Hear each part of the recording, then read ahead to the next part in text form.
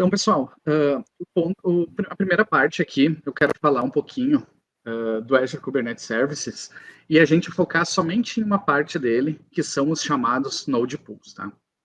Então, quando a gente faz a criação de um cluster AKS, essa, se eu não me engano, Diego, é a segunda... desculpe interromper. Se puder Claro. dar um pouco mais de zoom aí. Sim, quando eu for focar, eu dou o zoom aqui, eu só vou na criação Beleza, de show. recurso para mostrar essas opções. Então, vamos fazer a criação de um AKS aqui só para a gente ver essas opções, depois eu demonstro o funcionamento, tá? Então, quando eu vou criar um AKS, aqui, beleza. Eu tenho a primeira configuração, que é o Cluster Details, tá? Onde ele traz um preset de configuration. E o que isso vai trazer, né? Quando eu seleciono, por exemplo, Production, ou Dev, ou Production Economy, ele vai diferenciar o meu tipo de node pool, tá? Selecionando produção standard, então ele já me sugere aqui 2 pools, um de sistema e um de usuário, o de sistema escalando de 2 a 5 nós e o de usuário escalando de 2 a 100 nós, tá? Quando eu vou para um mais básico, vamos colocar aqui dev test, ele não alterou previews, vamos ver se ele vai alterar. Vou selecionar outro aqui, dev test, vamos ver se ele altera. Ele já muda, tá? Ele já compartilha o de sistema e usuário no mesmo pool e coloca de 2 a 5 máquinas. E eu posso também personalizar, tá? Eu posso fazer alteração, mas aqui eles já trazem algumas recomendações. Production Economy, o que muda nele é que ele vai usar máquinas spots, e eu tenho aqui Enterprise, que ele faz um aumento no tamanho dos recursos, tá? Então, quando todo mundo vai criar o cluster, acaba não se atentando para esses pontos, tá? Por que serve o Node Pool, o que é um Node Pool e qual configuração eu devo usar para o meu ambiente. Eu tenho um ambiente criado aqui de demonstração, que eu vou entrar dentro dele para a gente detalhar mais esses pontos, tá? Então, a gente tem duas diferenciações, esse daqui é um Node Cluster que eu criei utilizando 2 Node Pools de produção, tá? E um rodando do tipo usuário, e um do tipo sistema, tá? E o que isso quer dizer? Quando eu tenho o Agent Pool de sistema, dentro dele vão rodar todos os serviços que o Kubernetes precisa para executar dentro do Azure. Então, ali vai ter o Metric Service, o Core DNS para DNS, o kubeproxy, kubelet, kubescheduler. Então, ele vai criar diversos pods de sistemas dentro desse Node Pool, tá? E o que seria esse Node Pool? A gente viu que ele tem autoscale, tem toda a configuração. Então, nada mais é do que um Virtual Machine Scale Set. Quem já fez a prova de infraestrutura EASE-104 vai lembrar do Virtual Machine Scale Set, onde a gente tem um grupo de máquinas virtuais que são escaláveis, tá? E nesse caso aqui do AKS, quem gerencia tudo isso é o próprio Kubernetes. Então, eu não faço nenhuma alteração dentro do Virtual Machine Scale Set. Ele vai gerenciar, ele vai criar novos nós ou novas máquinas virtuais quando necessário. Se eu for um manual scale, quando eu determinar o número de máquinas virtuais, de nós dentro do AKS, ele vai fazer toda a criação desses recursos. Então, o primeiro ponto ali é o de sistema, onde, obrigatoriamente, num cluster de produção, por melhores práticas, eu devo deixar ele somente rodando os pods de sistema, que eu não faço deploy de aplicações dentro dele, certo?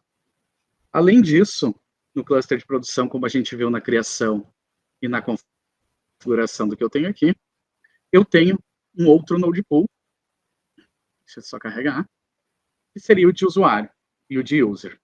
O que vai ter dentro desse Node Pool? Vai ter todas as minhas aplicações, meus pods. Então, de fato, minha aplicação sendo executada dentro desse Node Pool. Então, a gente pode ver que a gente tem uma diferenciação lógica, onde a gente tem um grupo de máquinas virtuais, podemos assim dizer, para quem é mais de infra entender, para o sistema, né, para o Kubernetes, o funcionamento do Kubernetes, e eu tenho um de usuário, aonde eu coloco as minhas aplicações, os meus pods a serem executados.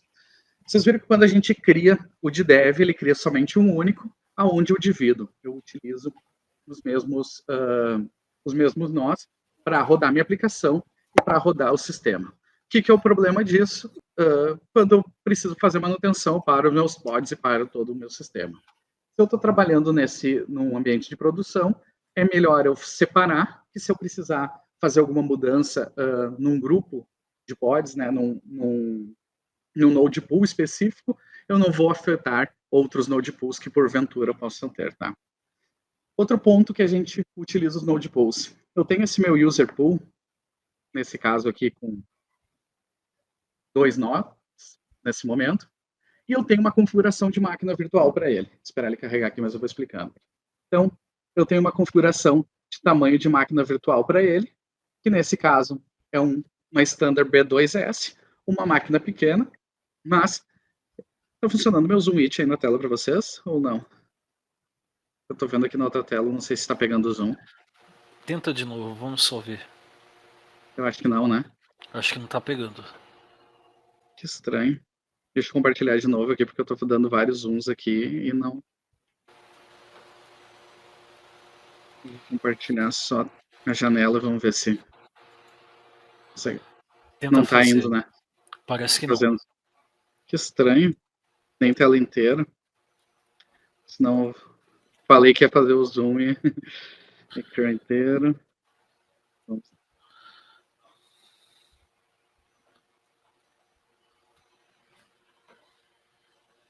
Apareceu aí, Renato?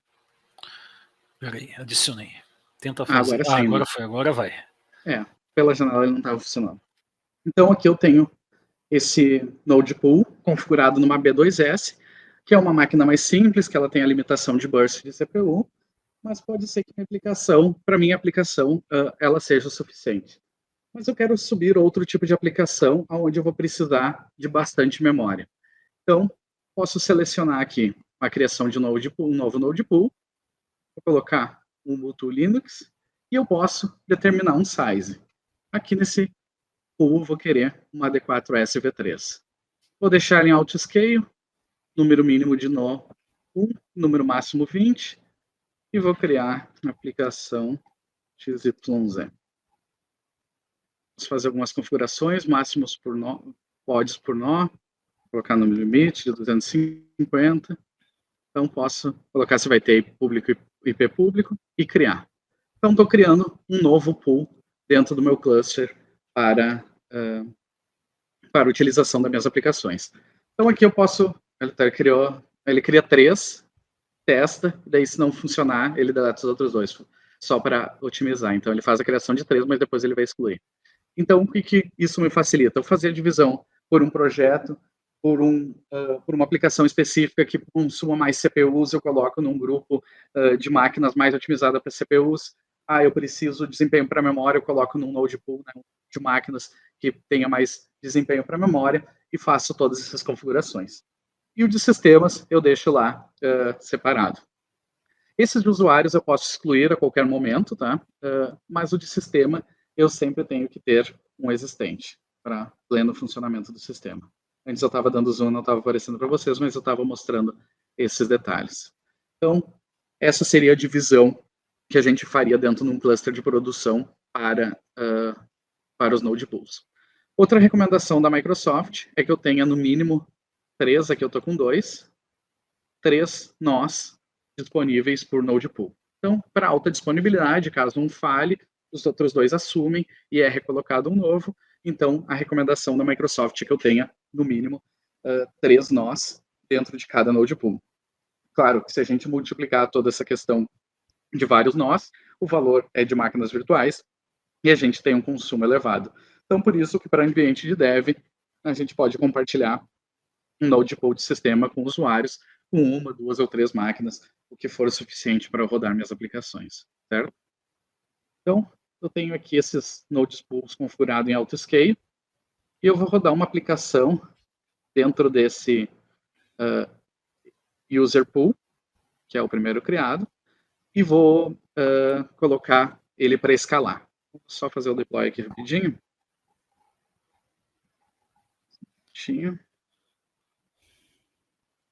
Vou dar o contexto aqui.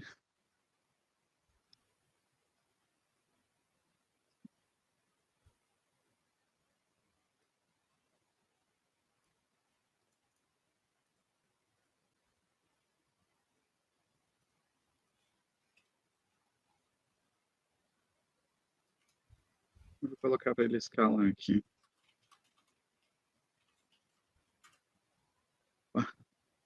Peraí.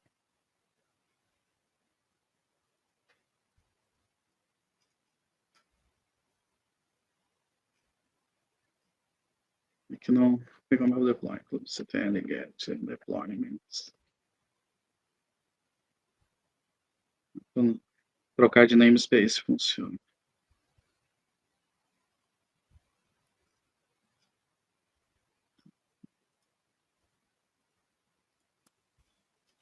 Coloquei ele para auto-escalar.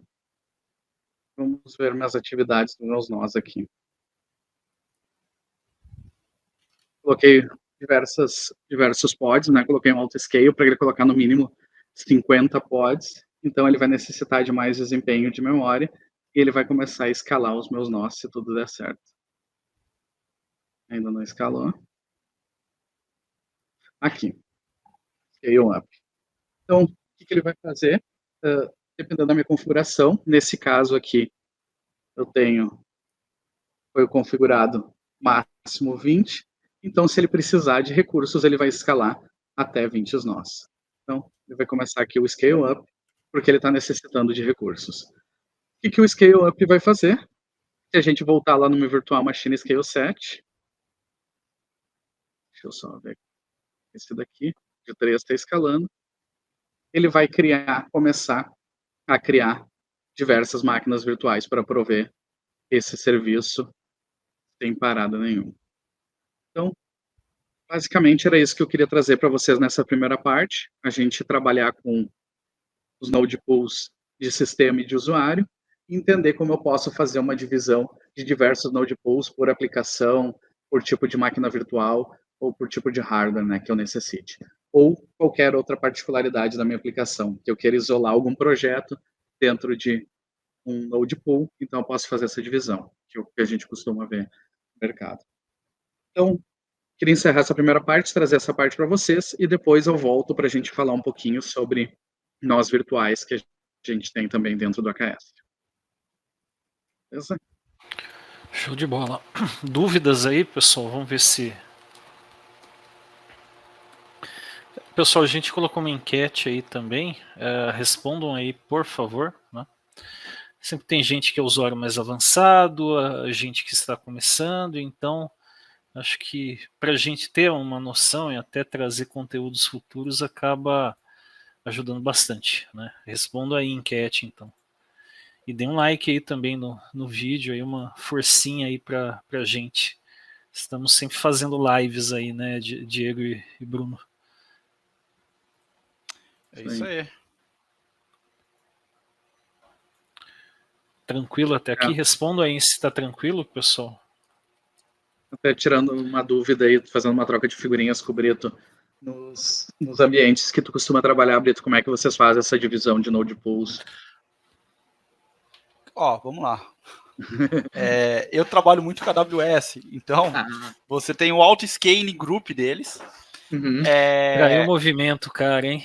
Mas é que o auto-scaling group, você consegue definir dentro dele um grupo de máquinas do qual você quer subir, mas quando você tem uma necessidade muito grande e perfis de máquinas diferentes, a forma que a gente tem na AWS cara, eu considero até mais legal é o Carpenter. Porque o que eu faço? Eu subo o Carpenter e falo para ele, olha, para essas aplicações aqui, você vai subir esse perfil de máquina, para essas outras, aquele outro perfil de máquina. Então você mantém isso tudo via código. Por quê? Quando eu vejo esse tipo de estratégia no AKS, e aí alguém me corrija, porque eu voltei para o AKS há pouco tempo, geralmente a gente vai ter que definir alguma afinidade no deployment, né? Correto. E aí eu vou ter que falar para a aplicação, olha, aplicação, deployment, você vai para essas máquinas. Isso aí. Você vai para aquela, porque não adianta só você subir ali o node pool, porque você vai chegar no deployment. E o Carpenter é lindo nesse sentido. Ele sobe para aquela aplicação, ele fala, quando essa aplicação está subindo, você vem aqui e sobe esse perfil de máquina. Posso fazer um convite te jogando na fogueira? Claro.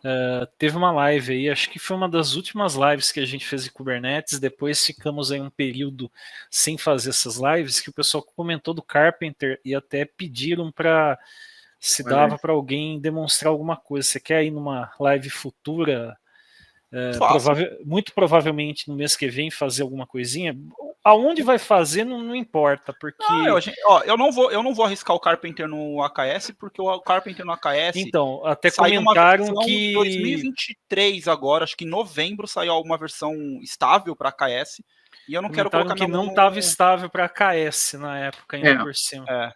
Eu ia comentar isso, que seria um desafio fazer no AKS, vamos de AWS. Vamos de AWS. Sim, funciona legal, a gente configura. Estamos sendo Cloud Native, é o que interessa.